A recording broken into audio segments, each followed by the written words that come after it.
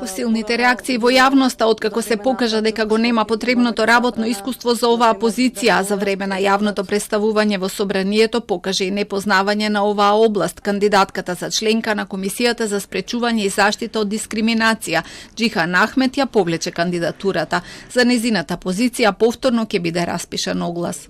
Ви известувам дека Џихан Ахмет, кандидат за избор на член на комисијата со допис број 16/45/5 од 27.1.26 година, 2026 година, ја повлече пријавата по јавниот конкурс за избор на членови на Комисијата за спречување и заштита од дискриминација. Најгласни во забелешките за кандидатурата на Ахмет беа од мрежата за заштита од дискриминација, кои остро реагираа по јавната расправа на која на директно прашање од представници на граѓанските организации за суштината, механизмите и обврските што произлегуваат од Истанбулската конвенција.